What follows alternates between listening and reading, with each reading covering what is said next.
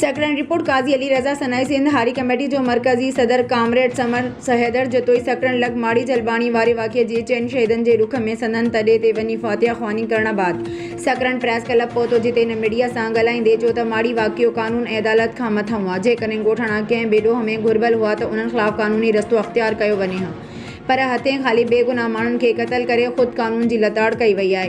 हिन चयो त वाक़िए जो अदालतूं पाण मुरादो नोटिस वठी तहक़ीक़ात कनि ऐं शहीद थी वियलनि जे नाहक खून सां इंसाफ़ कनि। हिन वधीक चयो त सॼे सिंध लाक़ानूनियत सबबि बदअमनीअ जी बाहि में ॿरी रही आहे। हुकूमत खे कानून जी पासादारी लाइ क़दम खणणु घुरिजनि त जीअं माण्हू सुख जो साह खणी सघनि। हिन उहो बि चयो त ज़रियनि वटां उहा बि ख़बर ॿुधी आहे त मक़तूलनि जे वारसनि ख़िलाफ़ बि लिक छप में FIR कटाई वई आहे, जेको अमल पिणु मज़ाहमत जो हुआ। उन मौक़े ते सिंध हारी कमेटी जा मरकज़ी अॻवान इदरीस बिरोई, वली मोहम्मद ब्रहमानी, आबिद रिंद ऐं महबूब हैदर साणस गॾु हुआ। उन खां अॻु सकरन प्रेस क्लब जे सीनियर सहाफ़ी रज़ा मोहम्मद सियाल, राजकुमार ओड ऐं ज़ीशान सूमरो संदनि पहिरियों भेरो सकरन प्रेस क्लब अचण ते भलीकार कई।